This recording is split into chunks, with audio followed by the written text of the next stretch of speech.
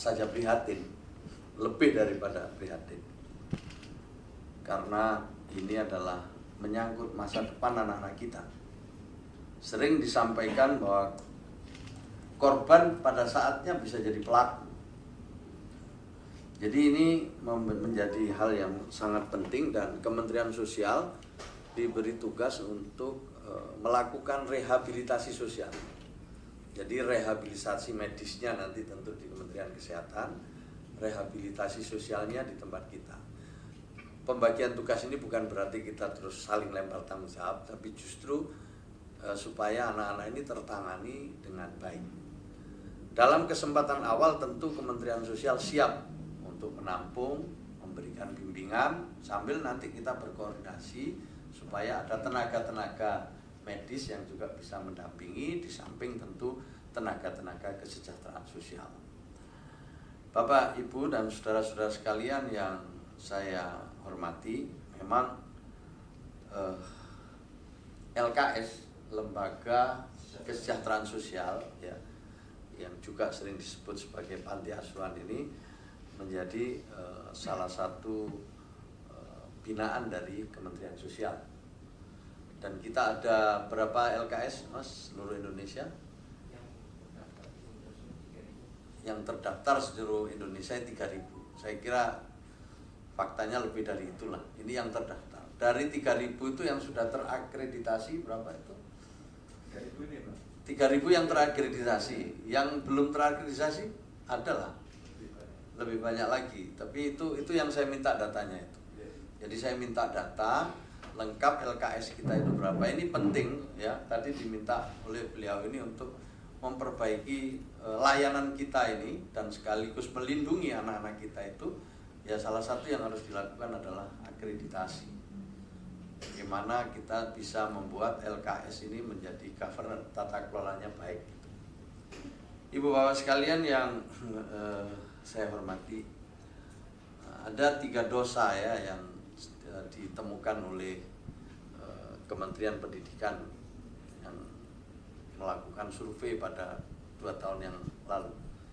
3 dosa besar di lingkungan pendidikan kita, termasuk tentu lembaga pendidikan formal, non formal, termasuk LKS. 1, soal intoleransi, masih berkembang di lembaga-lembaga pendidikan kita itu intoleransi. Yang kedua, bullying, ya, perundungan.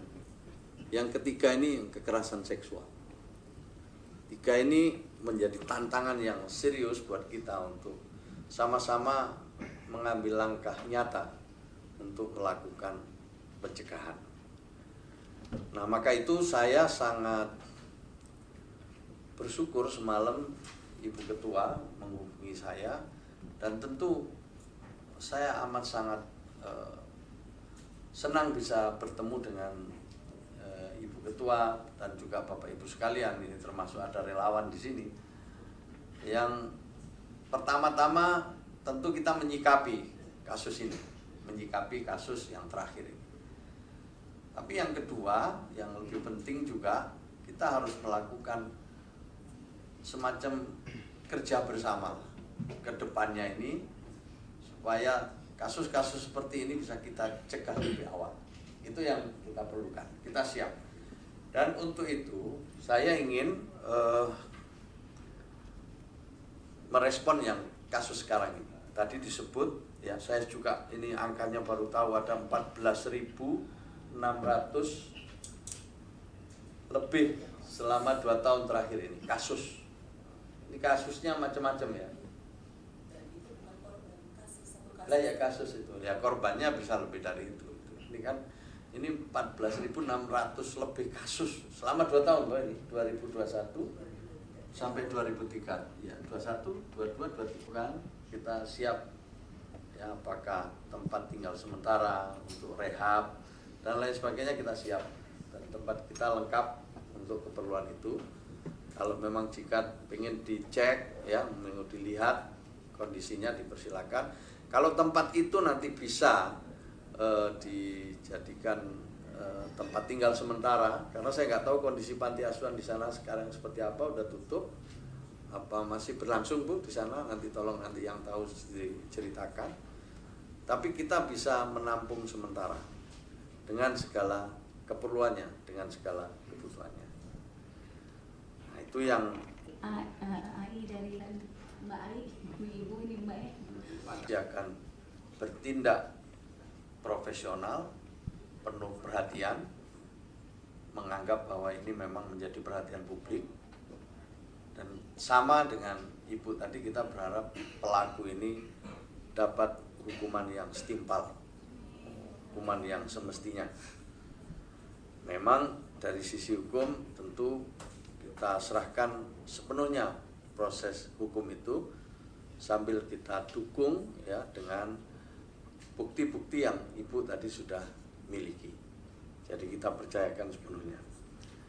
Nah, menyangkut apa yang bisa kita lakukan hari ini, paling nggak dalam jangka pendek, adalah membantu adik-adik kita ini yang disebut dengan korban, ya, yang secara spesifik tadi disampaikan harus dipilah-pilah, mana yang trauma, mana yang mungkin ternyata dia punya respon yang lain, yang ini memerlukan kecermatan, ya, memerlukan penanganan yang profesional. Kita akan diskusi lebih jauh nanti secara khusus, ya, untuk melakukan langkah-langkah. Saya mencoba membaca apa yang sudah dilaporkan di sini meskipun belum keseluruhan, tapi paling tidak saya bisa punya gambaran, ya, tentang peta masalahnya, kemudian tentang identifikasi beberapa hal yang memerlukan tindak lanjut secara serius. Nah, Kementerian Sosial siap, ya, untuk diajak gandeng tangan, ya, memberikan dukungan yang diperlukan lewat instrumen yang kita miliki. Saya coba nanti minta Pak Dirjen untuk komunikasi dengan Dinas Sosial Tangerang. Tangerang mana ini tadi? Tangerang Kota, untuk berkomunikasi. Tapi sebelum itu saya ingin mendengar juga dari lembaga LPAI, Lembaga Perlindungan Anak Indonesia. Bapak Ibu sekalian, untuk pengawasan, karena Indonesia ini sangat luas, tentunya pengawasan melekat ini ada pada daerah. Jadi pemerintah daerah melakukan itu. Seperti contoh ketika saya di Surabaya, kami punya LKS yang kemudian kami lakukan pengawasan secara rutin, pembinaan secara rutin. Begitu juga ketika